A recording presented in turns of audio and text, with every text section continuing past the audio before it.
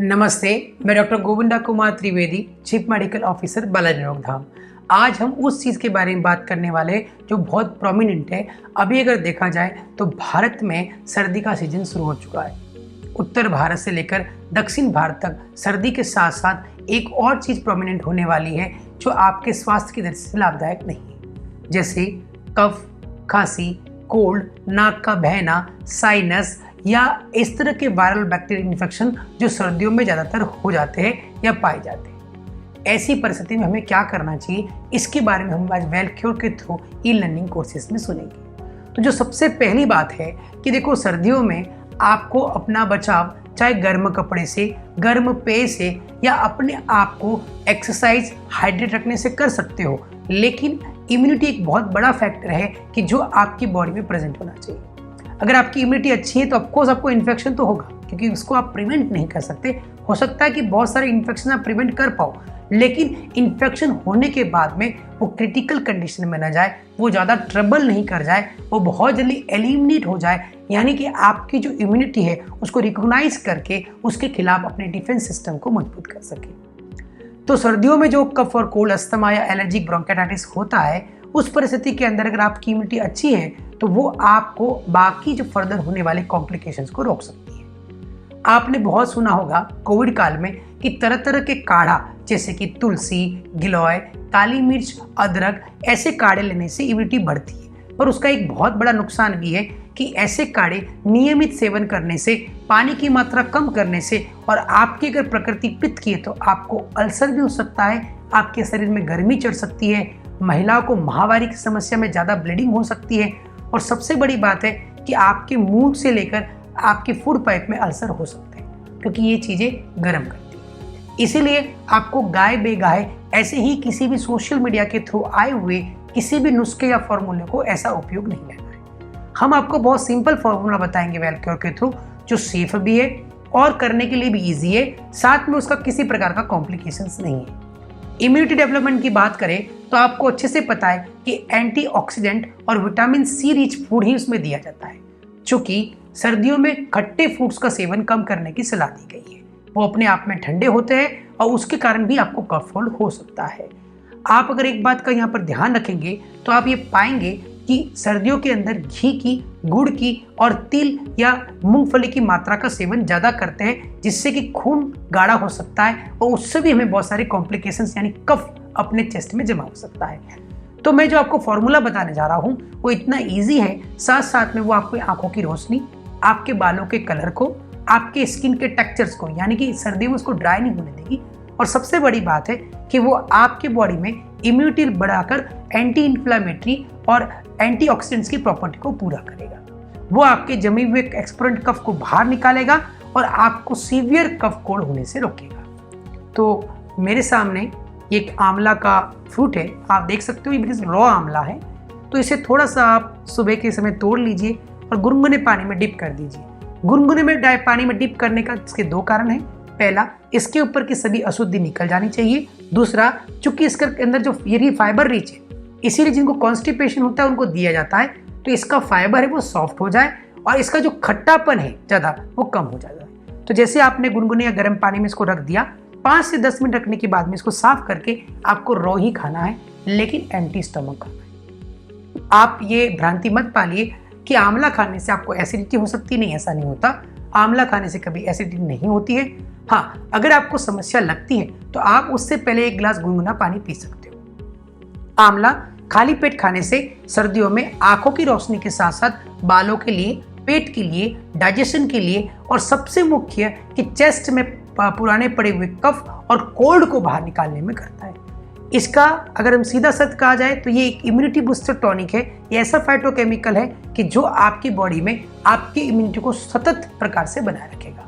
अगर आपको किसी प्रकार का इन्फेक्शन होता भी है तो इन्फेक्शन होने के बाद अगर आपकी इम्यूनिटी नीचे जाती है तो आंवला उसे बढ़ाने में सहायक है। तो जिसको भी cough, cold, sinus, lungs infection, asthma, bronchitis या सीओपीडी जैसी समस्या है और अगर वो अपने लंग्स को प्रिवेंट करना चाहते हैं किसी फर्दर कॉम्प्लिकेशन से या किसी भारी वायरस या एंटी बैक्टीरियल कंटेंट से, तो आपको आंवला नियमित सेवन करना चाहिए, जो अपने आप में एक इम्यूनिटी बूस्टर है और किसी भी प्रकार की पेट में कॉम्प्लिकेशंस को एनहेंस नहीं करता है।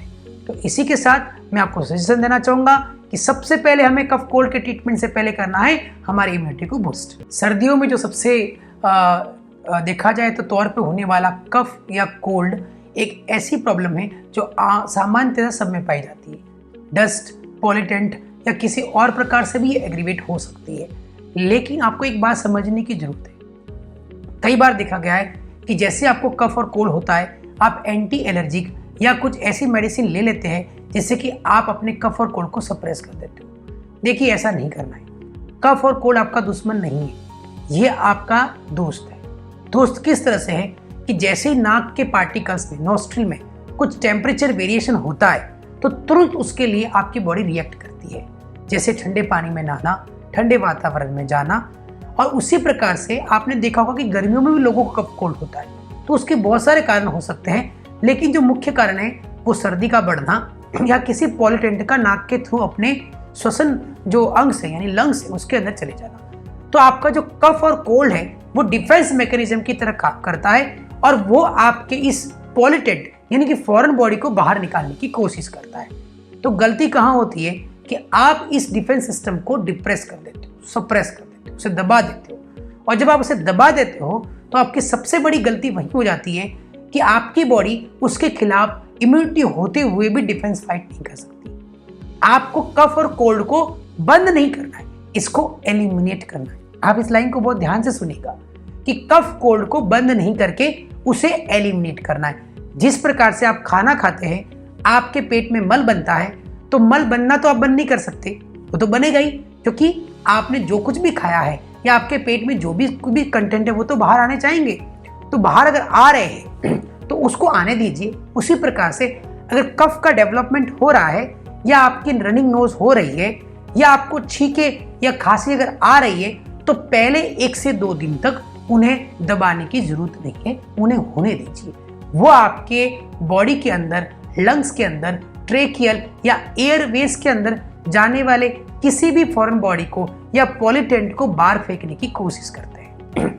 अगर आपको कफ कोल्ड फिर भी रह रहा है तो मेरे पास बहुत 2 सिंपल तरीके हैं, आप उन्हें आजमाकर अपने कफ कोल्ड को ठीक कर सकते हो।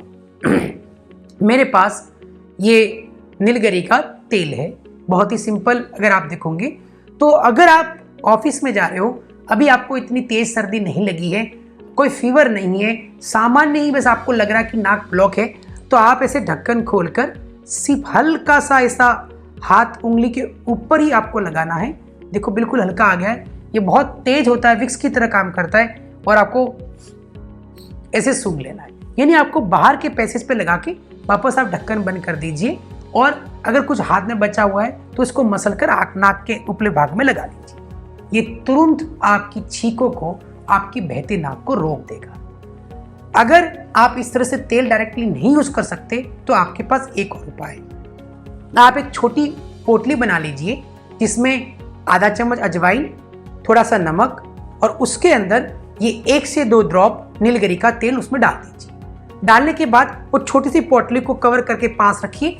जब भी आपको समय मिले आप उसे सूंघ सकते हो। ये आपके एक्सेसिव स्नीजिंग यानी छींकों को आने को और नाक के बहने को रोकेगा। अगर इसके साथ साथ आपको गले में खराश है, यानी कि अगर आपको नाक भी बह रही है और गले में इचिंग भी लग रही है लेकिन फीवर नहीं है, आप बार बार ध्यान रखें, मैं कह रहा हूँ फीवर नहीं है, तो आपको क्या करना है कि बेशक आपको जल नेति जो आप पिक्चर में देख रहे हो, देखिए इस प्रकार से एक नाक से आपको उस ट्यूब के फ्रंट वाले पार्ट को इंसर्ट करना है, अपना मुंह खुला रखना है और दूसरे पार्ट से पानी को आने देना है। गुनगुना पानी, थोड़ा नमक डाल के रखना है, ये आपके नेजल पासेस को क्लीन करेगा। लेकिन अगर थ्रोट में इचिंग हो रही है तो आपको 1.5 गिलास पानी में आधा चम्मच नमक, आधा चम्मच चाय पत्ती, आधा चम्मच मेथी और थोड़ी हल्दी डाल के उसे उबाल लेना है। उबाल के ठंडा करके उसके गरारे आपको दिन में 2 बार करने हैं। अगर आप पॉल्यूटेंट एरिया में रह रहे हो और आपको पॉल्यूशन के कारण अगर छींके या आपके गले में खराश आ रही है तो आपको ऑयल पुलिंग थेरेपी करनी चाहिए। ऑयल पुलिंग थेरेपी को गंडूस कहा गया है। 2 से 3 चम्मच नारियल का तेल आपको मुंह में रखना है और उसे घुमाते रहना है कि जब तक सलाइवा नहीं बन जाए। मैं आपको पानी के साथ एग्जांपल दूंगा कि आप जिस प्रकार से ये समझ लीजिए कि आपके पास नारियल का तेल है और आपने इसका 2 चम्मच आपने इसको मुंह में आपको रखना है इस तरह से।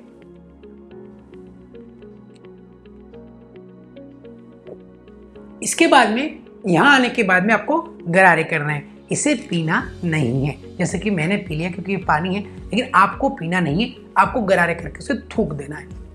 ये ऑयल पुलिंग है और ये आपके जितने भी पॉल्यूटेंट आपके थ्रोट पे लगे हुए होते हैं उन्हें बाहर कर देती है। याद रखिएगा, मास्क बचाव है लेकिन पूर्णतः बचाव नहीं है। और जितने भी पॉल्यूटेंट है पॉल्यूशन के, वो आपके फेफड़ों में जाके जम सकते हैं और बाद में आपको लंग फाइब्रोसिस या इससे भी ज़्यादा कॉम्प्लिकेशंस को एराइज कर सकते हैं। तो आप ऑयल पुलिंग कर सकते हो अगर आपको गले में खराश है। अगर कफ है आपको, यानी कि आपके चेस्ट के अंदर कफ व्हीजिंग बज रहा है, थ्रोट आपका ड्राई इचिंग थ्रोट है, नेजल आपकी रनिंग है, बह रही है, तो फिर आपको तीनों ट्रीटमेंट साथ में करने के अलावा एक ट्रीटमेंट और करना है। मेरे हाथ में अगर आप देखोगे तो ये जिंजर है, लेकिन अगर आप मार्केट में इसका देखोगे तो जिंजर ऑयल मिलता है, एक जिंजर का ऑयल मिलता है, जो वैसे बहुत सारी बीमारियों में काम में लिया जाता है, इवन ओबेसिटी में भी लिया जाता है, लेकिन फेफड़ों के लिए बेस्ट है। आप क्या करेंगे, जिंजर ऑयल के 2 ड्रॉप, नीलगिरी ऑयल के 2 ड्रॉप, 2 ड्रॉप और 2 ड्रॉप 4 ड्रॉप 1 चम्मच तिल के तेल में मिक्स करके आपको चेस्ट पे लगा लेना है और इसी के ऊपर गरम गरम टॉवल से आपको सिकाई करनी है। यानी कि 2 ड्रॉप 4 ड्रॉप तिल के तेल में मिक्स करके चेस्ट पे लगाना है, सिकाई करनी है, साथ में नीलगिरी ऑयल को नाक में लगाना है और आपको गरारे करने। ये पूरा का पूरा ट्रीटमेंट है आपके कफ, कोल्ड, नेजल रनिंग, जो आपके ड्राई थ्रोट, ईचिंग जो थ्रोट में वो, और आपके upper respiratory tract infection and inflammations के लिए ट्रीटमेंट है। यानी कि ऊपर वाला जो फेफड़ों वाला भाग है जिसमें डिफेंस मैकेनिज्म के थ्रू कफिंग होती है, उसको दूर करने का उपाय। साथ साथ में गुनगुना पानी पीना है, ठंडे पेय का सेवन नहीं करना है। हो सके तो आप काली मिर्च और हरी मिर्च का सेवन जरूर करें। यानी आप सलाद अगर बना रहे हो तो उसमें हरी मिर्च आपको जरूर खानी है। आपने देखा होगा कि मिर्च खाने से पसीना आता है, तो वो इसी के कारण आता है कि बॉडी इसमें हीट होने जाती है, पित्त की प्रकृति बढ़ जाती है, कफ की प्रकृति नीचे चली जाती है। अगर आपको फिर भी, जैसे कि आप इतनी प्रक्रिया में जा रहे हो और अगर आपको इतना सब करने के लिए नहीं है, तो कंठ सुधारक वटी आती है, ये जिसका उपयोग किया जाता है, इसे छोटी डिब्बे में भी आती है। इसमें बहुत छोटी छोटी इसी तरह से गोलियां आती है, जैसे कि मैंने ये 2 गोलियां ली है। तो आपको 2 गोलियां दिन में 3 बार चूसनी है सिर्फ। यानी कि अगर आप ऑफिस जा रहे हो या बाहर जा रहे हो, ट्रैवलिंग कर रहे हो, पॉल्यूशन ज़्यादा है और आप ये सब तरीका नहीं कर पा रहे हो, तो इन्हें रखना है। ये बहुत ही, इसमें कैंपर भी होता है और बहुत ही अच्छी स्मेल देती है, आपके थ्रोट को कोल्ड करती है और साथ साथ में ये आपकी इचिंग और आपके पॉल्यूटेंट से थ्रोट को जो डिस्टर्बेंस हुआ है उसको ठीक करती है। तो मैंने जो आपको बताया कि नीलगिरी का सेवन, जल नीति, गरारे कैसे बनाने हैं, लंग्स में अगर कफ है तो कैसे निकालना है, पहले आपको डिफेंस मैकेनिज्म समझाया गया है। अगर आपकी परिस्थिति सबको करने की नहीं है तो कैसे मेडिसिन के थ्रू इसे ठीक करना है, जो बिल्कुल ही प्राकृतिक और आयुर्वेदिक है।